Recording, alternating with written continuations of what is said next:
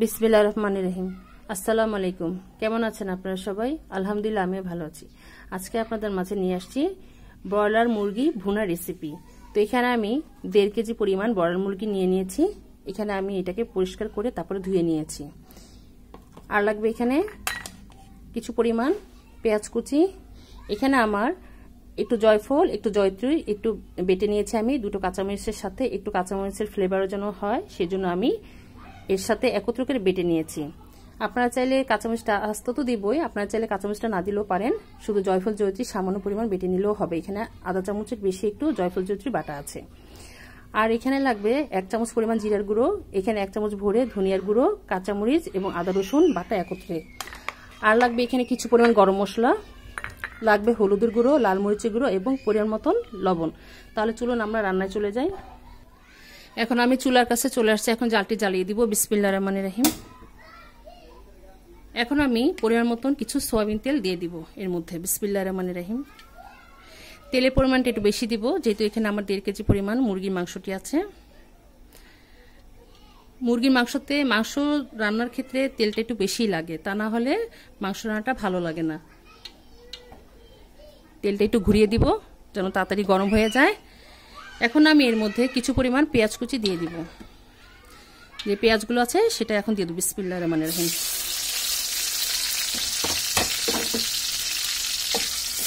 একটু হালকা ব্রাউন করে নেব পেঁয়াজটাকে। এখন এর মধ্যে আমি যে গরম মশলাগুলো আছে, দারচিনি, লং, যা যা আছে, তেজপাতা একটু ছিঁড়ে নিয়েছি আমি, এর মধ্যে সেটা দিয়ে দিব। হালকা একটু লাল হয়ে আসলে পেঁয়াজটি, তারপরে আমরা এর মধ্যে মুরগিটা দিয়ে দিব। আমি মুরগিটাকে একটু হালকা ভেজে নেব।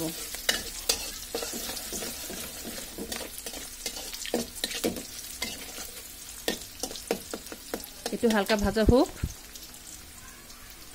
আমাদের হালকা একটু ভাজা হয়ে গিয়েছে। এখন আমি এর মধ্যে যে মুরগিগুলো আছে সেটা এর মধ্যে আমি এখন দিয়ে দিব। বিসমিল্লাহির রহমানির রহিম। হালকা একটু ভেজে নেব।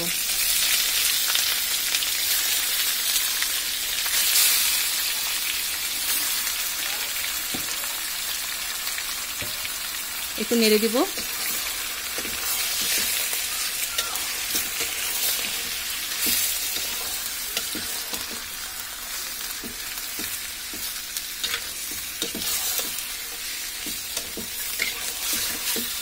মুরগিটা যেহেতু ব্রয়লার মুরগিতে একটু পানি ছাড়ে, তো এই যে দেখুন আমি দেওয়া মাত্র ওই যে একটু পানি ছেড়ে আসছে।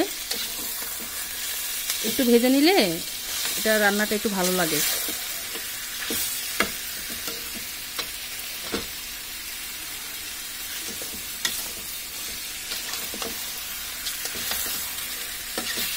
আমরা কিছুক্ষণ এটাকে ভেজে নিই।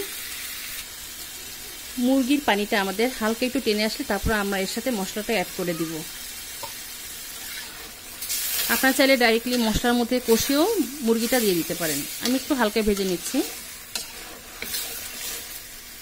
দেখুন কত পানি ছেড়েছে থেকে। আর কিছুক্ষণ ভেজে নেব। আমাদের এখানে কিছুটা পরিমাণ ভাজা হয়ে গিয়েছে। এখন আমরা এর সাথে মশলাগুলো এখন দিয়ে দিব। আমি এখানে 1 চামচ ভরে লাল মরিচের গুঁড়োটা দিয়ে দিলাম। আধা চামচ পরিমাণ হলুদের গুঁড়ো দিয়ে দিলাম।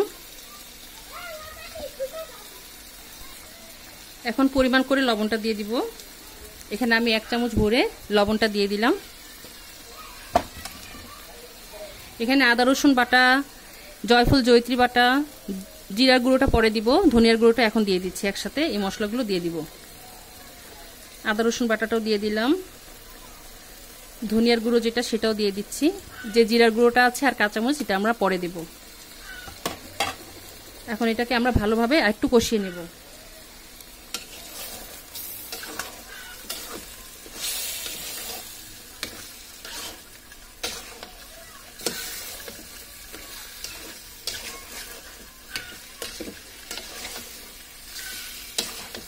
এখানে আর নতুন করে পানি দিব না। এখন এই পানির মধ্যে যে মুরগি থেকে যে পানিটা ছেড়েছে তার মধ্যে মশলাটা আমরা এখন মুরগিটাকে দিয়ে ভালোভাবে কষিয়ে নিচ্ছি। একটু একটু কষিয়ে আসলে তারপরে এর মধ্যে আমরা পানিটা দিয়ে দিব।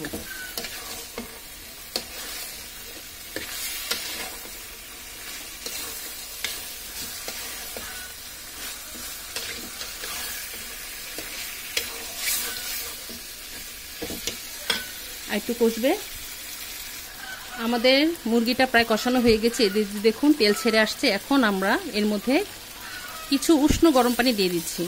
আপনারা চাইলে ঠান্ডা পানিটাও দিতে পারেন। উষ্ণ গরম পানিটা দিলে মুরগির মাংস তাড়াতাড়ি সেদ্ধ হয়ে যায়। এখন আমি এটাকে নাড়াচাড়া করে দিই। আর পানি দেব না, এখন এটাকে আমরা ঢেকে দিব। বলক আসা পর্যন্ত আমরা অপেক্ষা করি। আমাদের তরকারিটা প্রায় বলক চলে আসছে, এই যে দেখুন।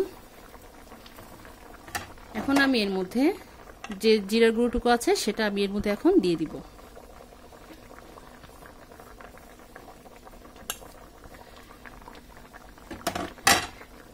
হালকা একটু নেড়ে দেব। এখন আমি এটাকে একটু ঢেকে দেব। ঢেকে আমরা এটাকে ভালোভাবে রান্না করে নেব। তাহলে আমরা একটু মিডিয়াম আঁচ করে দিয়ে জালটাকে আমরা কিছুক্ষণ পর ফিরে আসছি। আমরা অফ ক্যামেরা একবার এটাকে নেড়ে দিয়েছিলাম, এখন আরেকবার দেখব এটা কি অবস্থা। এই দেখুন এর গায়ে থেকে, মাংসের গায়ে থেকে তেলটা ছেড়ে আসছে, এই যে দেখুন। এখন আমি এর মধ্যে কয়েকটি কাঁচামরিচ দিয়ে দিব। এই কাঁচামরিচটা এখন দিয়ে দিলাম। এখন এটাকে ভালোভাবে নেড়ে দিচ্ছি। এখন আমরা আবার ঢেকে আর কিছুক্ষণ রান্না করে নিব। তাহলে আর কিছুক্ষণ পর ফিরে আসি। আমরা আবার ফিরে আসলাম। এখন দেখি আমাদের তরকারি কি অবস্থা। মোটামুটি হয়ে গিয়েছে। একটু ঝোলঝোল রাখবো, যেহেতু একটু ঝোলঝোল না রাখলে তো খাওয়া যাবে না, একদম শুকনো অবস্থাও ভালো লাগবে না। তো এরকম একটু ঝোলঝোল রেখে তারপর এটাকে নামিয়ে ফেলবো। এখন চুলার জালটা একটু বাড়িয়ে দিই। আমাদের প্রায় হয়ে গিয়েছে তরকারিটি। এটি নামানোর পর আরও টেনে যাবে। এখন চুলার জালটা বন্ধ করে দিই। চলুন আমরা পরিবেশনে চলে যাই। তৈরি হয়ে গেল আমাদের মজাদার ব্রয়লার মুরগি ভুনা রেসিপি। এই যে দেখুন, মাশাআল্লাহ দেখতে কত ভালো লাগছে। এটা খেতেও ভীষণ মজা। আমরা তো সব ধরনের মশলাই আমরা মুরগির মাংস বা গরুর মাংস, যে কোনো মাংস তরকারিতে আমরা সব মশলাই ব্যবহার করি। জয়ফল জয়িত্রী দিয়ে এভাবে একবার রান্না করে দেখুন, এটা অনেকটাই টেস্ট। আপনারা না রান্নলে বুঝতে পারবেন না। তো মাশাআল্লাহ করে এই যে দেখুন, দেখতে কত ভালো লাগছে। আপনারা অবশ্যই বাসায় একবার হলে এটা ট্রাই করবেন, ইনশাল্লাহ আপনাদেরটাও ভালো হবে। এই তরকারিটি আপনারা সাদা ভাত, পোলাও, সাদা রুটি, পরোটা সবকিছুর সাথে এটা খেতে ভালো লাগে। আপনারা অবশ্যই এটা ট্রাই করবেন। আর আমার জন্য দোয়া করবেন, আমি যেন আপনাদের মাঝে নতুন নতুন রেসিপি নিয়ে আসতে পারি। তো আজ এই পর্যন্তই। আপনারা যে যেখানে আছেন ভালো থাকেন, সুস্থ থাকেন। আল্লাহ হাফেজ।